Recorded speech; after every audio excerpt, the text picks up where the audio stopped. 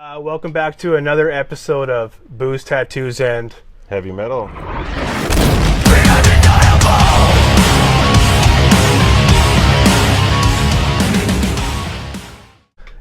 Today, episode 6 of Booze, Tattoos, and Heavy Metal. We got a special guest for you guys. So what do we got planned for everybody?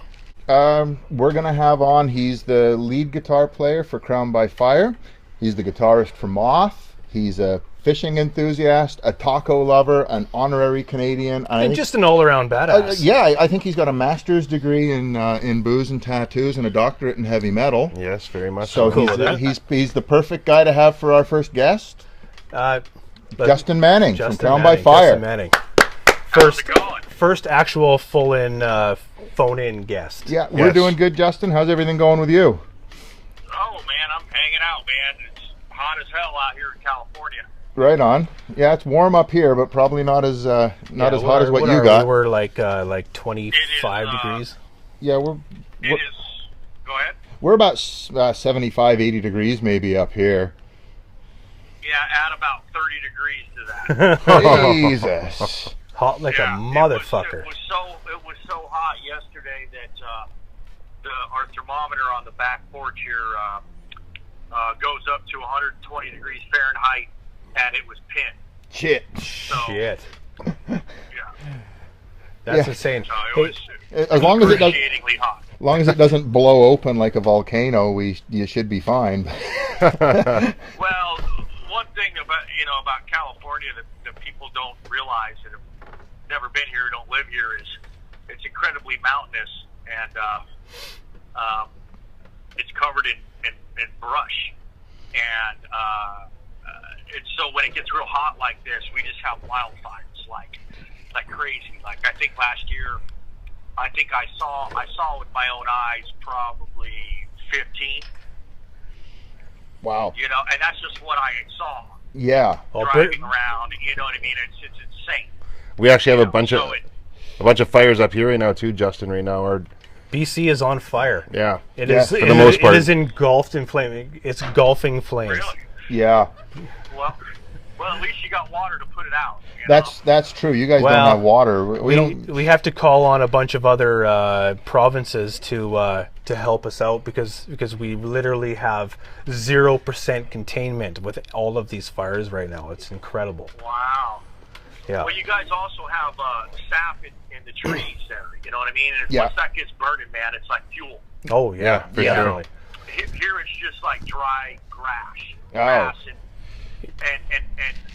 sage brush, and then you got the mountains, so it just goes up, and the winds come in. Oh yeah. And it just burns like if you took a handful of grass and let it dry until it was so dry you couldn't even imagine, and then just throw a match into it, pour some gasoline on top of it, man. It's just Quickly, I see my buddy Scott here has a Captain Morgan, and he didn't bring anything for us. So you know what I'm going to do is I'm going to just quickly snap my fingers and see what the fuck shows up. You guys, right. you guys cool with that? I'm down with that. I'm a little peckish. All right. Well, I mean, let's just see what happens. So, I mean, I've never done this before. Just no plan of nothing. So. Right. He did it again. I don't even know how it happens. Yeah, he even brought me 2 extra Captain Mo's. That's somebody lost five Miller High Lifes yes. and 2 67s, whoever these faggots are. Well, I'm gonna have one of these Miller High Lifes. I'm having a High Life too. Justin, do you have any beer in front of you right now, or should I snap you in one too? Actually, you'll find this very hysterical, and so everybody else that listens to this.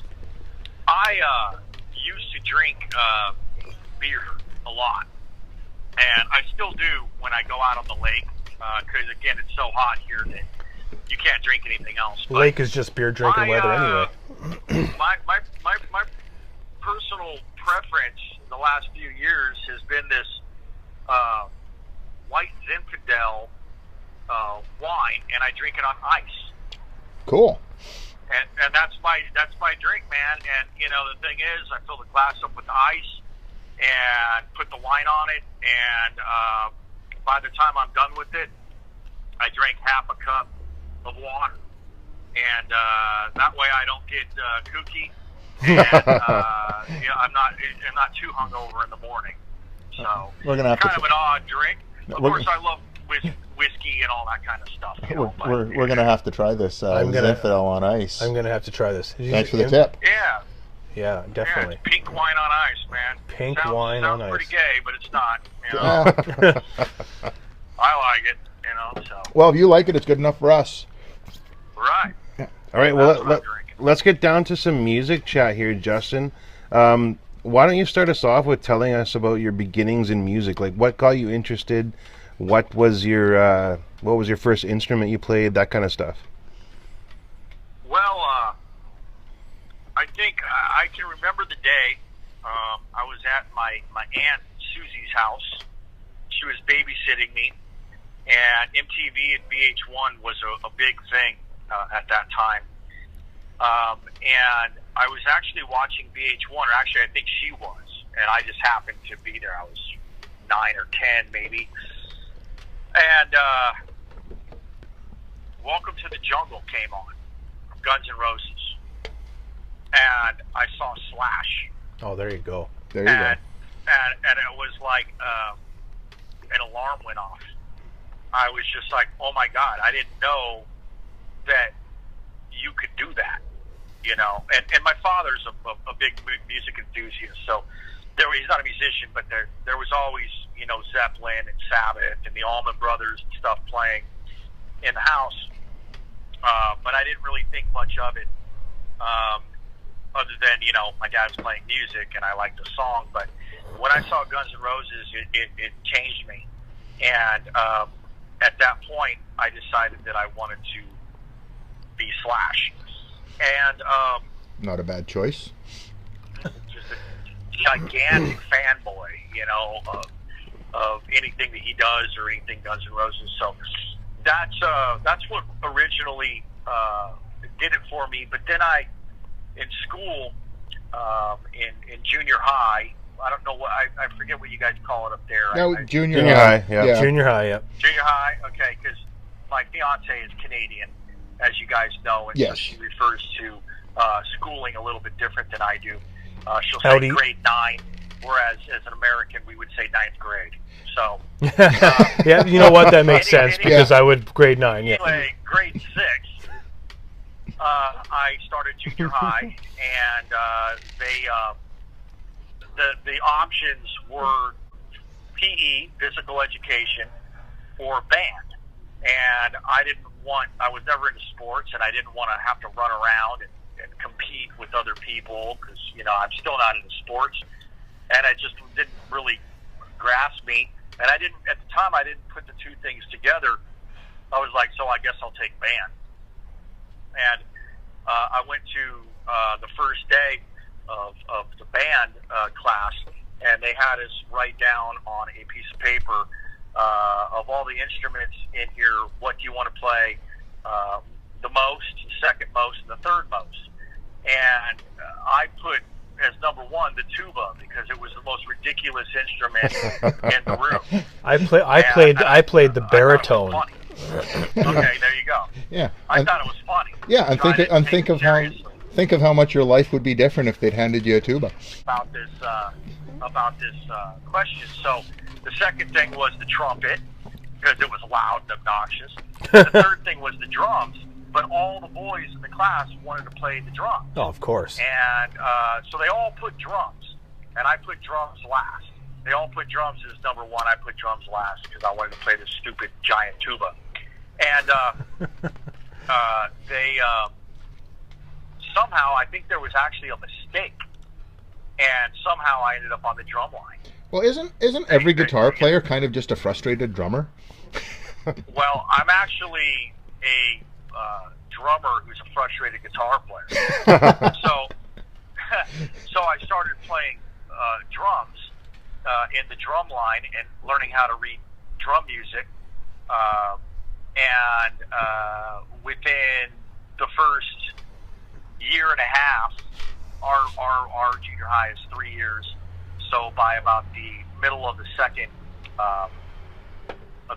year, I had become first chair drummer in the school. and it was just something that just came really naturally to me. And they had a what they called concert band, which we played songs like Chicago and the Flintstones and stuff like that. But they had a drum set, and I would sit there and I learned how to play the drum set, and it just came really naturally to me. We would take the marching bass drum and put it as a second bass drum, and found an old bass drum pedal in the closet, and we would sit there and try to play the double kick part to Metallica's One. Cool. And that sort of, Metallica got real popular at the time, and it just like I became like a metal fanatic, and then all of a sudden out of nowhere, Pantera came. And isn't this the conversation we have every time? It's like at some point in time, everyone ends up in either you're in the Metallica camp or the Pantera camp, and you can like both, but you've always got to decide which one is you like more. Yeah. Oh, Pantera by far. Yeah, absolutely. I think that Pantera, no disrespect to the Metallica guys, but I think that Pantera came in and toppled them. Absolutely. I would tend to agree with you. Yeah, and if they were still around, they would be the Metallica. They would be the kings of the world. Yeah. Yeah, they are the kings of the world as far as I'm concerned. Yeah, They still are. They still are. And I've been fortunate enough to meet every single one of them, and I could tell you some stories about that. But anyway, so with all that being said, during all this, I wanted a guitar, because going back to the Slash thing, and my father bought me a Fender Stratocaster for Christmas, but it didn't have an amp. So I had this electric guitar with no tuner, no strings, no lessons, and no amp. But I had to learn how to play this thing. So I learned power chords, and I would just sit there and I would, just fake it to the music. And basically I learned how to play guitar just by playing the records. And eventually, I guess I was born with a natural gift, and it just started to make sense. And I got a little amp, and then everything started building from there. And I put together a little band with some of my friends from school. And one of their fathers was a musician and had access to equipment and like the first version of Pro Tools. And I learned how to use that on his dad's computer, and we used to just go over to his house. Actually, his dad was the keyboard player for Chuck Berry. Oh, that's cool. And, yeah. I bet he's got to have some stories. Yeah, well, his father at the time was like the only musician that I knew, that was actually a musician. And he was always really nice. They were kind of like these, like sort of hippie parents that kind of lived off in the hills, and they just let us do whatever we wanted, and we like took over the living room, and we'd have parties, and we'd invite the kids from school over, and we'd make flyers, and we just started throwing shows, and it just sort of progressed. And then you get a nicer guitar, and then you get a nicer amp, and it just kind of progressed from there. So that's how it started, just like everybody else. That's really cool. That's awesome. So it really, anyone who's wanting to start out just gotta do it. Yeah, absolutely. I can say though that if you want to be successful about it, you have to you have to have some form of psychosis, which I definitely had. There's other people though that just kind of fall into it. Everybody's story is different. I think that my psychosis has actually held me back in some ways. Which is a completely different conversation, but it's something that I was just completely once I locked onto it, that was it. That I felt like I didn't need school, which was a big mistake. If I had any advice for any young musician, it would be to do great in school, because you can get scholarships and things like this to music colleges, for sure, which I highly suggest. I had a bad attitude towards it, and I was going to be a rock star, and I didn't need any of it. And And again, it was something that actually was ended up being the Achilles heel for me eventually. I really wish that I would have gone to college. You hear that, kids? Stay in school. Stay in school, man. That's right. I mean, Justin Manning says stay in school. Now that I'm an adult, I'm interested in all the things that they were teaching me in school. At the time, I wasn't whatsoever. Now I sit around and watch the History Channel. That's so funny. I do the same thing. Yeah. War TV, right? And I watch the Science Channel. I don't watch the Orange is the New Black and the this and the that. And I watch serial killers. Sponge it all in. Science. And I just learn. That's so funny. That sounds like a regular Saturday night at my house. Right. And so anyway, I wish I had a different attitude towards it, but whatever. It is what it is. And so that's how it kind of got started, and then I ended up working for Zakk Wylde. And so that was my college.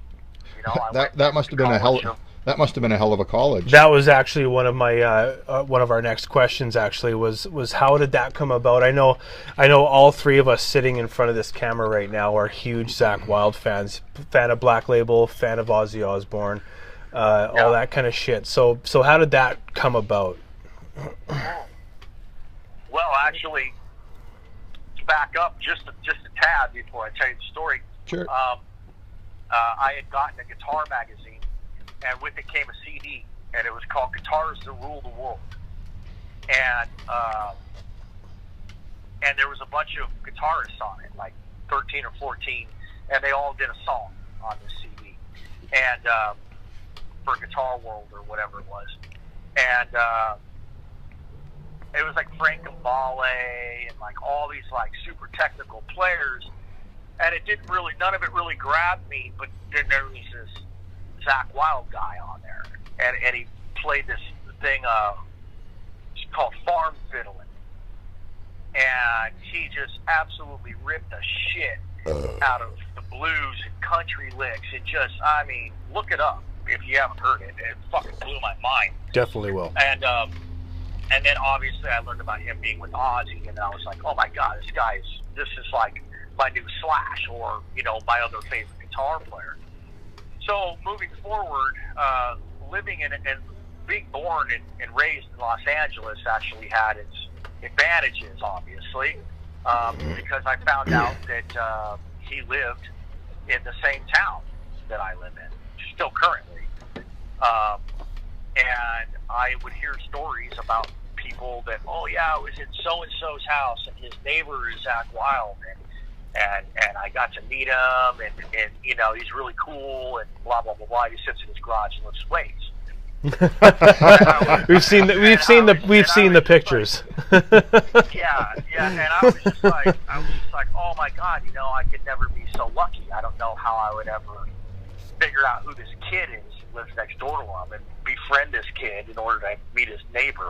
Those are thoughts that were in my head.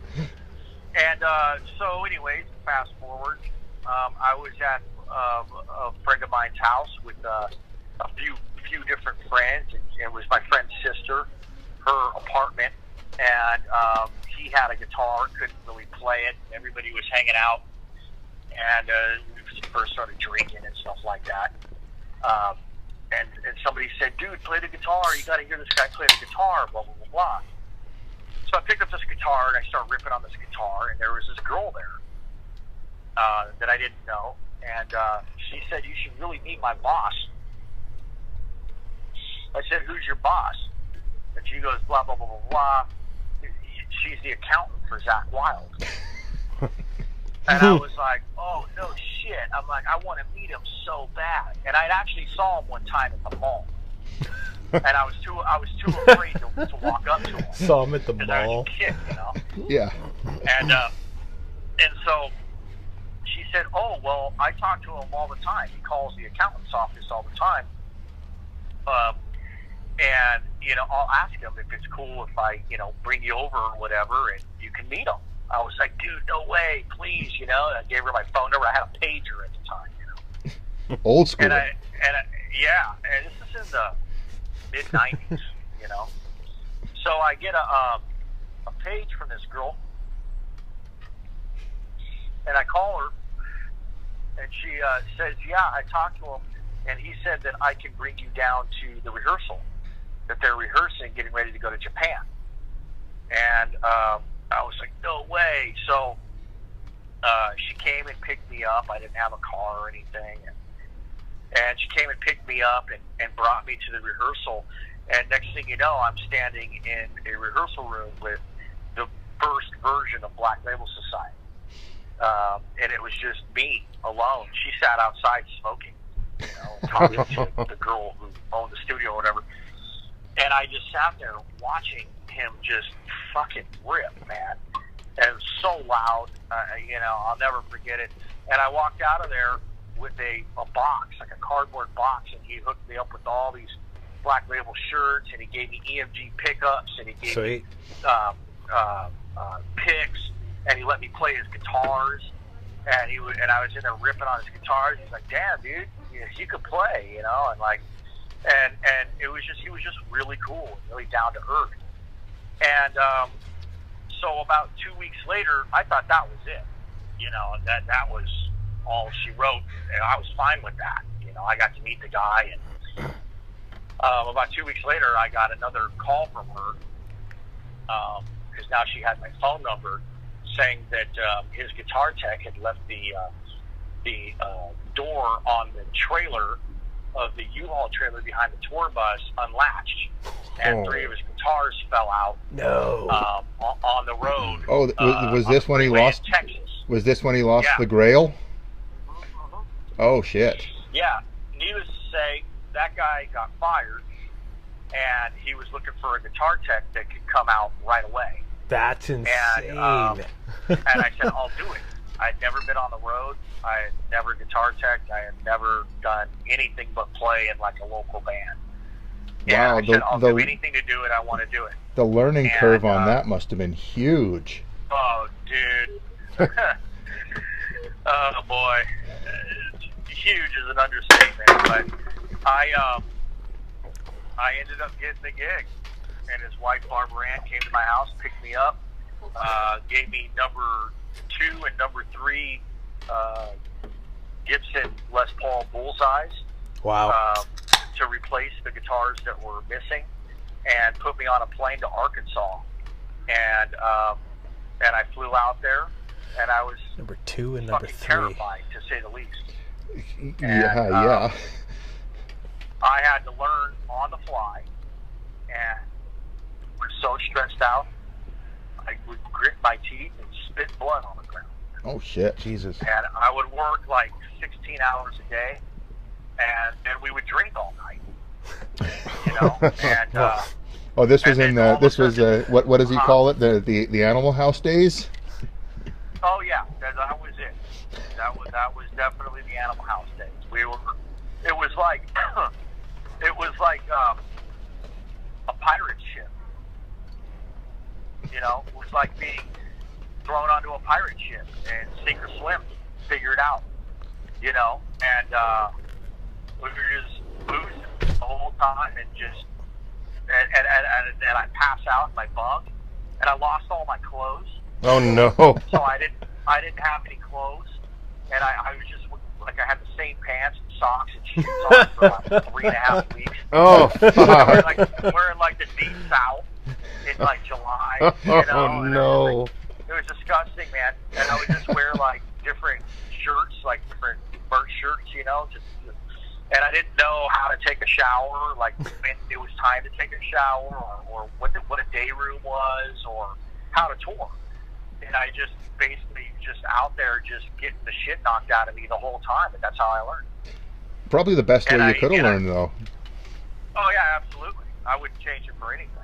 And we were on tour with Crowbar, and one day, somebody said, "Oh yeah, the Pantera guys are coming to the show," and I was like, "No fucking way," you know. And all of a sudden, this big ass black tour bus pulled up in the parking lot, and it was Phil and Rex. And that night, did Ace of Spades with Crowbar, Hmm. and I was like right there. And I went on their bus, and I was just like speechless, man. I was like this little kid, just completely speechless. And that's how I learned, man. And I came home, and I was like, I gotta do this. Then I started working on it, and it was a very long road, and still is. And through all that, you know, I became really good friends with them, and to this day, I talk to them every day. Yeah. Every single day. Yeah, we have a group text. Me and his childhood friend he went to high school with, a buddy of mine, Frank, out of Vegas, and myself, and we just bullshit all day, whether it's politics or music or drama or whatever. And you know, he's a part of my life every single day. I talk to him more than I talk to my own mother. That's really cool. Yeah. That's awesome. We have a group text going as well. What's our group text name? It's in reference to your wife's large chest. We call our group text "Dem Titties," and it's just ridiculous. Zakk calls us the unnicers of unniceness. I love it. I love it. That would be a good name. Good name for a solo project if you do one. Justin and the Unnicers. You know, we bullshitted about it, but he's so busy, man. You know, it's like he can't even barely keep up with what he's done normally. But yeah, I mean, you know, so it's like, you know, I just constantly get advice on the music industry, and any problem that I have, or if I get a record contract, I bring it to him.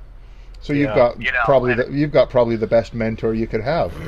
I have a mentor. I have a lawyer. Yeah. Yeah. I mean, it doesn't get any better. That's really cool. You know, so, and he's totally brutally honest with me. There's no bullshit with that guy, and he tells me how it is. It's kind of how I picture whether it hurts or not. You know.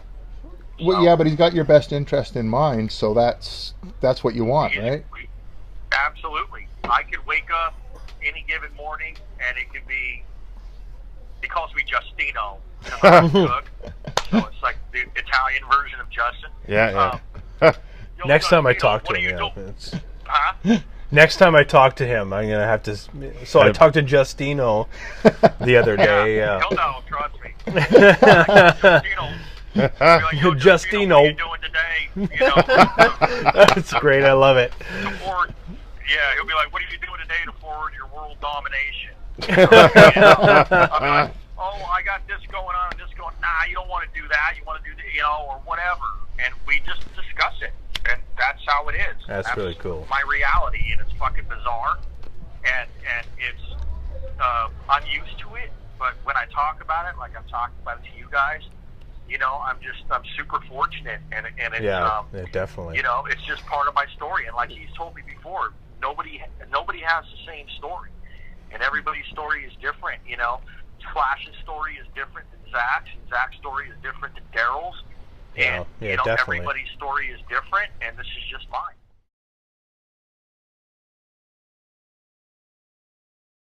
It's like, hey, Motorhead's looking for a tech. Can you go down to their rehearsal studio? So I go down there, and I walk in the room, and there's Lemmy, and he was the nicest guy you could ever possibly want to meet.